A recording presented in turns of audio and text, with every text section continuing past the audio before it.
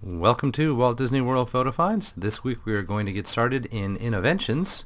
This is next to the Habit Heroes exhibit, which is currently closed, where we see a sign of the future House of the Future. Now the House of the Future, or House of Innoventions as it's called here in Walt Disney World, was open a long time ago, closed for a couple of years, reopened last year, and then now is closed again for transformation, as you can see, to the greenhouse. They're not going to call it that, but it is really more about a house of sustainability. So that's the next version that we will see out of this section of Innoventions.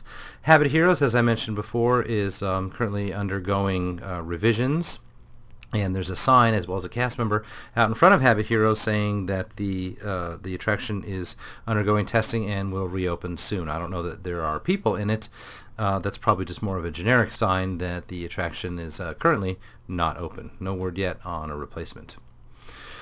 So you've been hearing in various places probably that there is some set of changes on their way to the Walt Disney World parks when it comes to FastPass and the ride reservation system you can do at home called XPass. XPass is going to result in a lot more ride reservation tickets floating around. So they're doing a couple of strategies to keep that number manageable. The first is that now they are enforcing those return times, the return window. You can't return late to FastPass. And secondly, they're adding more attractions to the FastPass roster and XPass roster so that people will, quote-unquote, use up their tickets on things that at the moment don't really need FastPass. So we don't really know exactly what will happen after all this is done. And then we don't really know about a third option. It's possible they're going to reduce the number of day Fast Passes that are available to create more space for the ride reservation X-Pass. Now the X-Passes haven't really been announced as such, and so we don't know whether they will be more available or only available to people staying in deluxe Disney hotels or any of those details. None of that is known. What we do know is that Fast Pass is coming to things like Spaceship Earth and Parts of the Caribbean and Haunted Mansion's getting it back, and here, as you see, there's some queue adjustments in preparation for FastPass at the Seas with Nemo and Friends. Now, we have previously had a look at the Dumbo area of the new Storybook Circus in New Fantasyland.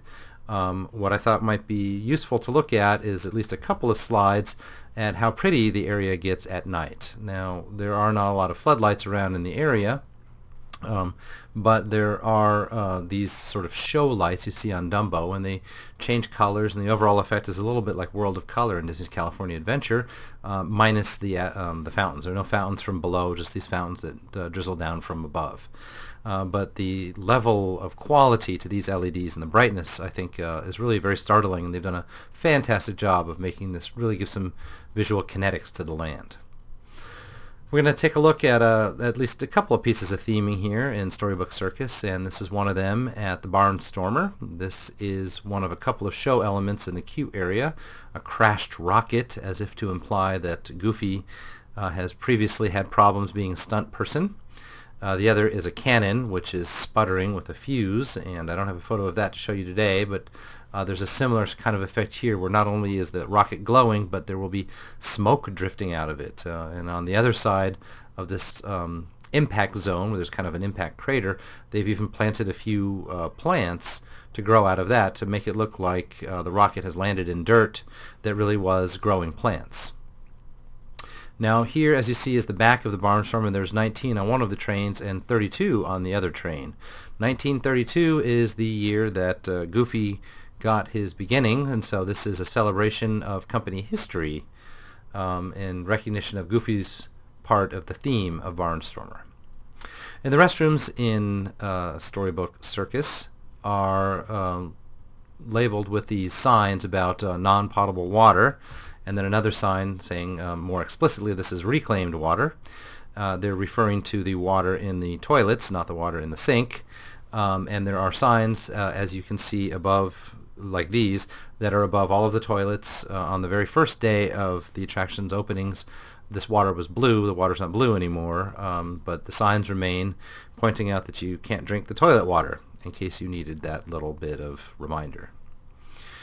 The Twitterverse has been abuzz lately with the citrus swirl. It's not that new, but here we see it's making a bit of a resurgence, and at Sunshine Tree Terrace, this is the shop next to the exit to Tiki Room, you can buy the citrus swirl. Now, if you haven't tried this before, it's like a Dole Whip, except instead of pineapple, it's orange flavored, and it's a swirl as the other one is.